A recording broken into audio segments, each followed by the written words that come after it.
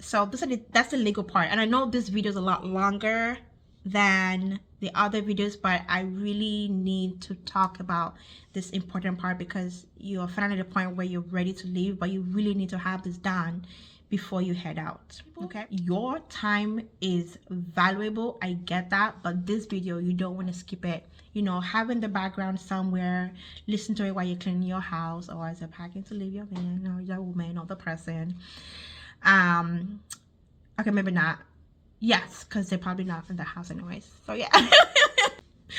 Hello folks, how you doing? It's your girl in your Olawuyi. Welcome to this night episode of Safely Escaping Narcissistic Abuse. Today's episode is great, and next week's episode, it's gonna be the premiere episode. Okay, so the premiere episode, like I said in my last episode, is the episode where as soon as it goes live, within that first hour from when it goes live, I will be there to answer questions, to talk about the book, which will be available for purchase on that day.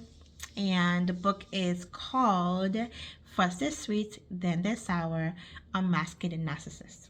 The point of this book is to help anybody who is ready to leave their narcissistic abusive relationship, regardless of in a marriage or just a regular relationship or in other ways, and physically escape, confidently move on, and financially become independent.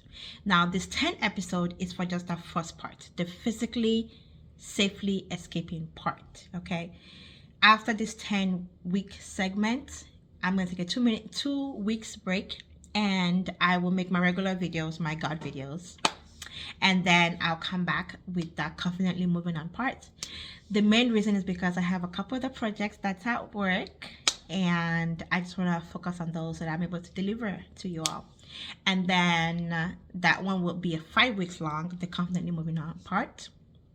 And then the financial independence part will be the following 5 weeks.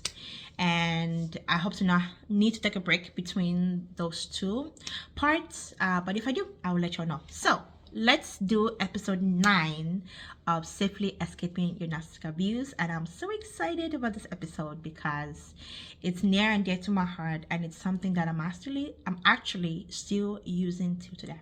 Let's do it. Let's jump into today's episode.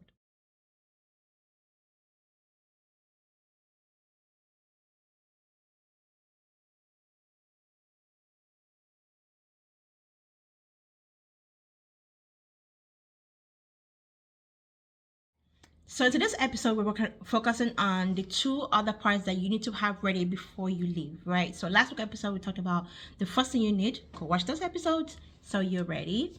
And then this episode 9, we're going to talk about the legal and the financial. So important. You need to have this ready before you go.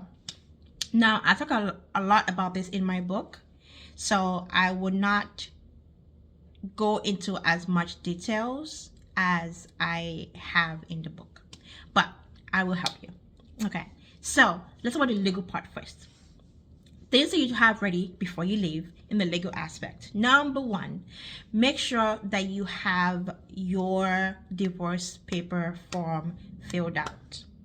If you're not married, of course, it's something different. I'll talk about that next. But if you're married and you're ready, I'll say it again. I'll say it again and again into my book over and over again. I'm not telling anybody to stay or go. Okay, that's a choice that only you can make, I'm afraid. Okay, use what I've taught you. Let it help you. If you believe in prayer, pray through it. If you have very wise counselors, go to them. But if you're ready to go and you've already made up your mind, you need to have the forms ready. Okay, here's how you get the forms ready. You go to a local place, like a library or the law office. You know, the colleges have law offices, and print the correct form for you. There are different forms. There is the one that's married with property, married without property, married with a property with kids, married with property with kids, married. There are different forms. Make sure you print the one that's for you, and then keep in a safe place maybe you keep it under lock and key at your office place. If you're a stay-at-home mom, maybe you keep it under your bed. Keep it somewhere where the narc cannot see it, and then fill it out little by little. Those forms are long, okay? This is why you're doing this before you leave. This is why you're preparing early. Your forms are long. Take your time. You don't have to fill out every single part. You only have to fill out the part that you know. So there are things about your narc that you don't know. A typical narc, as you know, live a very secret life, okay? So there are some things you might not know about that they want you to fill out the form. You just say, I don't know. Don't worry about it. They will still accept the form. Okay, so fill out the parts that you do know. If you're in a relationship with a true narc, the idea of filing for divorce probably gives a lot of anxiety. I get it. I was there. Lots of fear. I get it. I was there. Just fill out the form and then keep it in a safe place. Okay, that's the first part. Now, if you're not married, once you find your untraceable accommodation, if you're living with them, you go there. Okay, if you're not living with them and they've been, you know, putting you scary situations, what you want to do is you want to fill out a restraining order. Okay, you fill out a restraining order and you have that ready for you. Okay, if if they've not been unsafe with you, and you are not living with them, and you have decided that you are done with them, my book talks more about what to do here, but basically this is where you use the strategies that I talked about in episode 7, right? So you're set to go. So once you fill out the form, if you're married and you live in the same house and whatnot, once you fill out that form, you keep that. And once your untraceable accommodation opens up, you go and you take that with you, right? So that bag that you packed, that's a good place to keep your forms. That's already filled out. That's what I did. Okay, put in the form in the bag. Once it's ready, once you are settled in your new place, then you take the form to the right place and you let them know that because you are now in a safe house or at a shelter or this location, you are, for your safety reason, need assistance in serving the spouse or serving the person you get a restraining order for, and then they will do all that for you. Normally, it should not cost you anything. Okay, find those complimentary services. They're out there, I promise. Do your research. You got this. Okay, so that's part of the legal part, but that's not everything. If you're married with kids and your narc has been unsafe around you and the kids, you need another form. Once you get to the safe location and you filled out the form for serving, of course, the court and the narc, normally the narc will be like, I want to see my kids. Or maybe right away they wouldn't. Mine didn't for a while, but eventually they'll come around and say they want to see the kids. What you want to do, what you want to have ready is something called an order for protection, an OFP. Let me make this very clear. If you're married without kids and your narc has been abusive, what you need is a restraining order. That is civil court. Okay, civil court is no kids are involved. That's the form that I filled out before I left. Okay, so I filled out my restraining order and I filled out my divorce paper. And then when I got to the DV shelter, I was told, actually, because there are kids involved, you actually need something called an order for protection form, not a restraining order form, which made things very kind of complicated with like court and da, da, da, da, da. So I want to make sure that you don't have that same issues. If there are kids involved and you need to get back into your house, because remember, this is a shelter. This is not home, okay? I will tell you a little bit later what I did wrong that I don't want you doing wrong. So what you want to do as soon as possible, even before you leave actually, once you have your divorce form filled out, your order for protection form also filled out if you have kids, a restraining order form with your divorce paper form if you don't have kids, and then you submit both of them. They're always in the same location. Normally, based on what I talked to with other narc survivors, usually in the same, literally next to each other, same building. It's the court. So whatever the county court is, they will have it in the same building. So you submit them, and then you can go straight to your DV shelter from there. That's what I did. The same day, the day I got a call, we have a space open for you and your kids. I grabbed everything.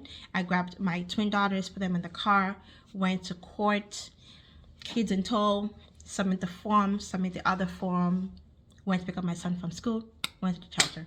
Okay, so everything was done, and then the court took over from there. Once you have those forms done, you want to make sure that once you get to the shelter, you have a plan on how to get back into your home. Now, one thing that I did wrong, which I don't know if I should tell y'all this or not. One thing that I did, I'm just gonna tell y'all. One thing that I did wrong is I did not fight for my home. Like, I own that house. I did not fight for it. Who does that? Narc victims who are brain fogged and is just living in fear and just trying to. But if you know what to do ahead of time, you'll have a better result than I did. Okay, so once you get to the shelter, that OFP will actually allow you to get back into your space. Now, let me tell you about this. OFPs are not guaranteed. Sometimes, most of the time, they will say yes and then also give you a court day. You actually have that choice, by the way. They will say, do you actually want this OFP? Yes. Do you want it? If they say no, do you want to go to court? Say yes. Okay. Or they might say, if they deny it, do you just want to drop it? Don't go for that. Okay. You have rights. I know it doesn't feel that way when you're in the middle of a narc abuse, but you have rights. And there are ways to get you what you need. Okay? Okay. So you have the OFP, you have the divorce paper, you're now at the shelter, you're waiting for the OFP to come through. You know they will most likely say yes and possibly give you a court day where you will show up and the narc will show up. Might not show up, but most likely will, because court is their bestie. So once you have that OFP given to you, the officer will be assigned to your OFP, and the officer will go to the home where you own, if you co-own the home. That's the only. So I co-own my home, right? So my OFP came through for me because I co-own the home. And also I live in a state that I was in a county that recognizes narc abuse as abuse. So you do need to do your research. And I know this part. I know that quite a few of my clients, my viewers, are not in the US. I get that. And I know it's really hard to say, so how do I do that in my situation? I am trying really hard to give as much help as I can give in what I do know. So we can talk about it. I can have a conversation privately. You can email me and we can talk about it on what you can do. I will not charge for that. If you're outside of the United States and you just want to meet and talk, and have a conversation about what's possible for you because you're going through this and the court system is not set up the same way, I will absolutely give you a complimentary 30 minutes consultation on what is possible. I cannot advise you. I'm not a lawyer. I'm not an attorney. I'm not, I'm working on my certification for a life coach, but I'm not certified yet.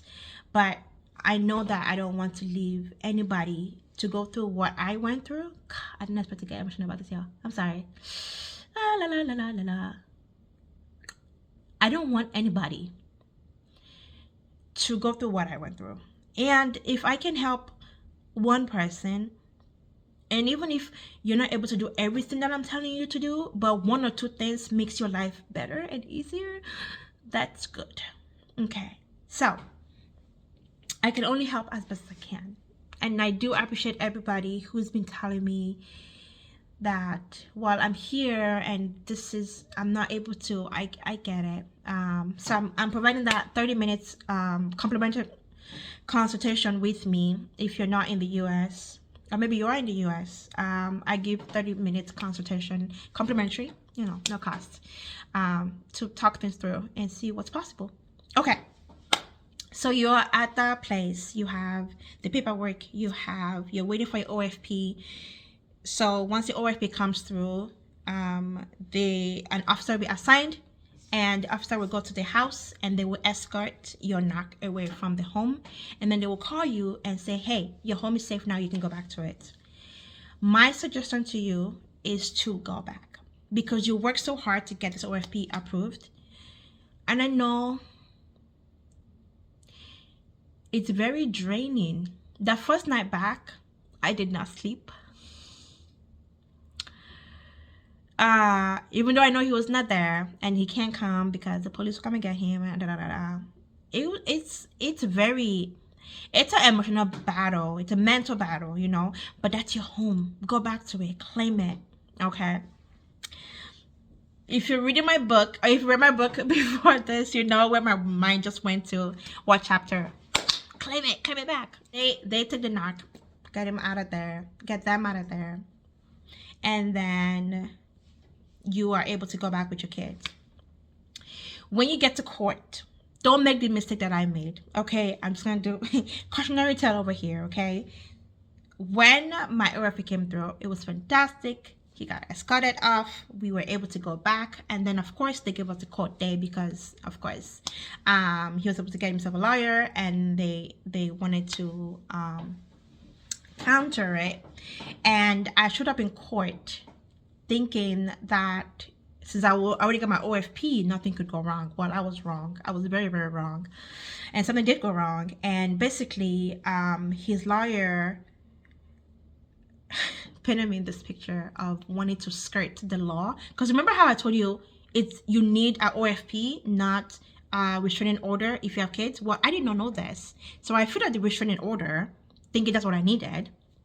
I got them, they were like, okay, this is not bad, but you have kids, so you do need an OFP.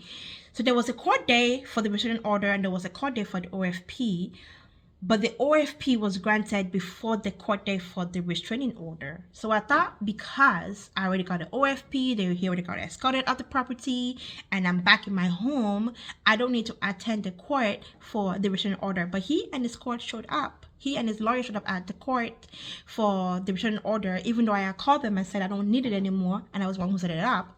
Anyways, so they showed up and they were like, well, she's not here, so everything she's saying is a lie.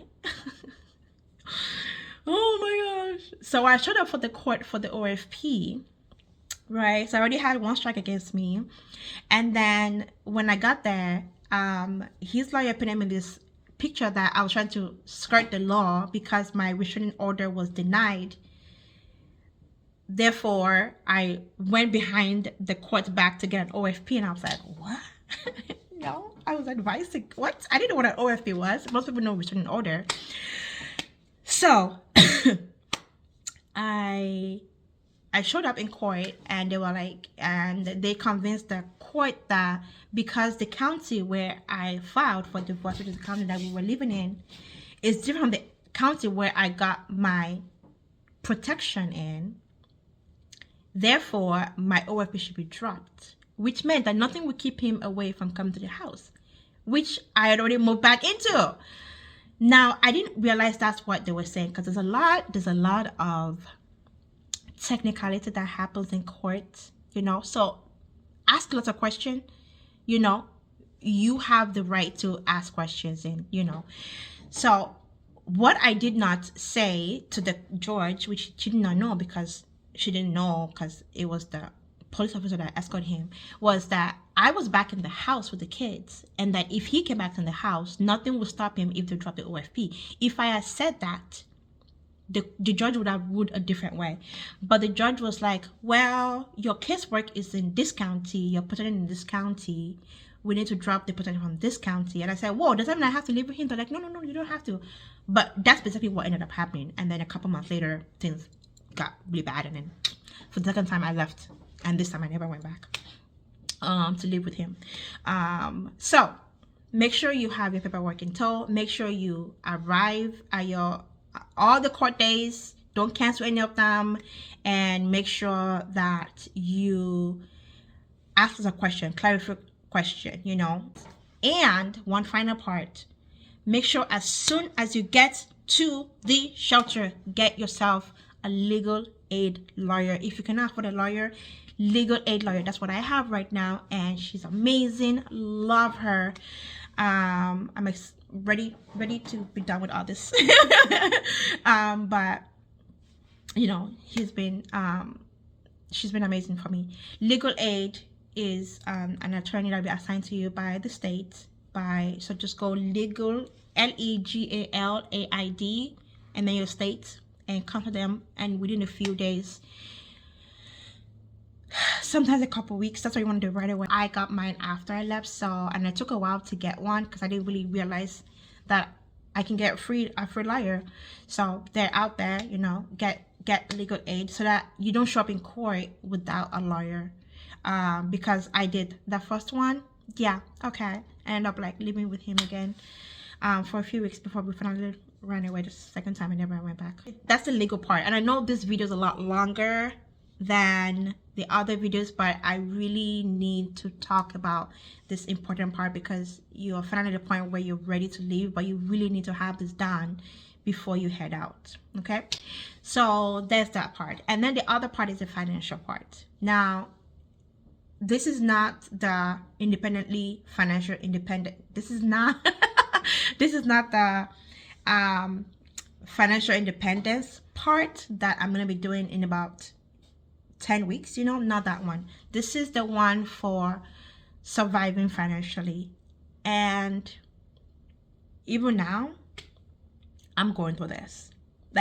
This very day, Saturday, February 15, 2025, I'm still in the trenches of the financial aspect. Now, me and my therapist were conversing about this. I wasn't going to tell you about this. I wasn't going to tell you about my financial situation. I was kind of filled with shame in a little bit, they're going to be looking at me like, oh, she's not even financially independent yet. How is she going to teach me about this? The truth is, knowledge doesn't always translate into finances, I have a lot of knowledge that can help you get to where you need to be as quickly as possible, quicker than I have been able to. And my situation is probably different from yours, but there are certain things that you can learn from me so that you don't go through the same thing that I went through. Okay, so I kind of was talking about you, but also talking to myself also, to just be don't be hard on yourself, So my therapist and I had a conversation about this, and I said I want to wait until I'm in my little mansion, my bandominium. I want to be in the bandominium. I have a farm, all my financial stuff. I'm excited about it. I know it's gonna happen.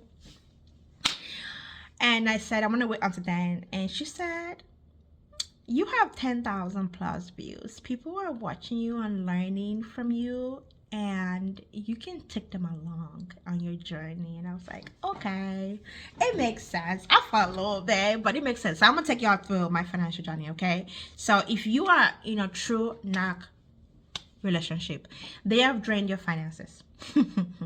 They've taken from you, they've lied about things, they've kept the money from you, all this stuff. Okay, so you might be, depending on where you are, so for me, so basically all the bills was coming from my bank account. Okay, and then I was pregnant with my twins. It was a high risk twin pregnancy.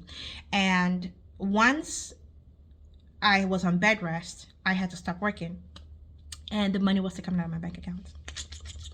And I was like, yo, what's going on here? And lies were told, I'm not gonna focus on the narc. I never focus on the narc.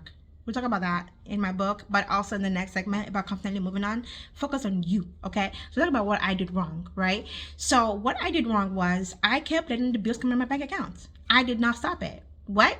No, don't do that. That's not love. That's not protecting your marriage. Don't do that. If money is not coming in, money should not be going out, okay? So money just kept going out. And then my bank account got depleted. Savings account got depleted. And I thought, oh, they're not making money. I'll talk more about this. A different part of my life. Maybe next week. We'll see. But I believed, that no money was coming in from them either. And I started using credit card. Oh, bad idea. So I used credit card to pay bills. Well, when I finally got to the shelter, I did what I should have done when I stopped making money. I closed everything that was coming out of my bank account. Everything. Only focus on my bills, right? And that helped. But by that time, my credit was so short. I had nothing, no savings, no job, no nothing. Because remember, I have twin brand new micro preemie babies, y'all. If you've read my book or if you know me more than a minute, I have my twins, Apple and Peaches, right? Apple came at 2 pounds 4 ounces. Peaches came at 1 pound 7 ounces. Okay, they were in NICU for days and days and days. By days, I mean 91 days for Peaches and about 80 for Apple. And then she cut iris. We went back on vent. So there was the hospital bills, I think it was at like 85,000. And I stopped checking. I said, nope, I ain't checking no more. Okay, so I had all these things that, my credit card, the hospital bills, that everything, but the things that I could take off, I took off. Okay, so when it comes to your finances, once the person has asked for divorce or you've asked for divorce, even if you are cohabitating, which we were for a good year, like we already knew we were going to go through divorce, there was no reason for me to keep paying bills for both of us, right? Because they were working and they had their own business. So you're not a bad person for doing what you need to do for you. So, take care of that, And then once I left, like I said, I didn't have a job. I have, twin babies. I have a autistic toddler. I didn't have a job, right? And I didn't know right away. By the way, the shelter may or may not tell you this, okay? But if you don't have income, or if your income is extremely low, you can apply for something called EBT, okay? Or if you're a parent, you can apply for something called MFIP. So it's a combination of cash assistance and food assistance. And guess what? I have both right now, okay? I know one day I'm gonna be wealthy and I'm gonna be in a place financially where I no longer need that, but right now, you all, I'm still there. Because guess what? When you have an autistic child, there are no daycares for autistic kids. For high needs autistic kids, there are no daycares for them. And if your child has a flight risk and you're in this situation,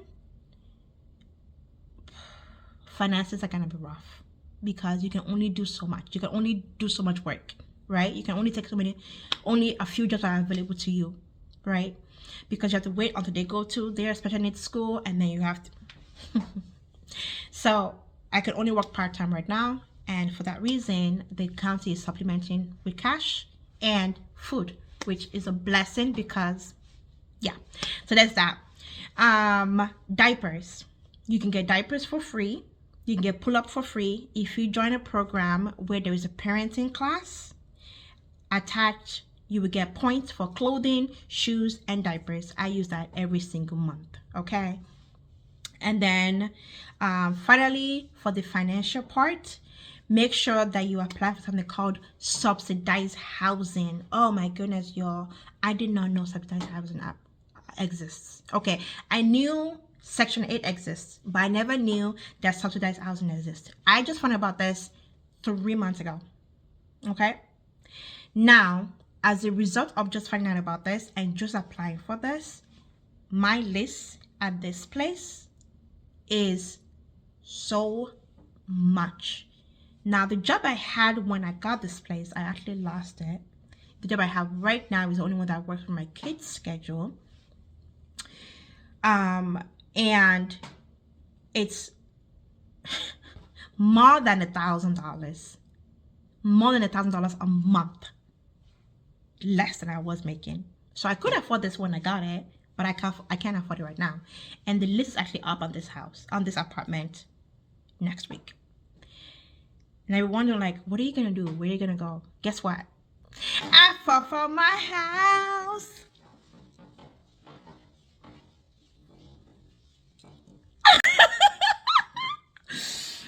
So I'm getting my house back, y'all. It only took me like over a year to get to it. Oh my gosh.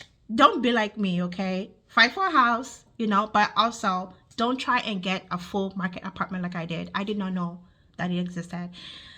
My son eloped a few times at the shelter, so I moved to a safe house, and then the safer house got kind of compromised, and then I got this apartment, and like I said, I could afford it. But the thing about it is, when you have a high need kids, or when you're already not making money and you're coming from that, you don't want to apply for something that costs so much, you know.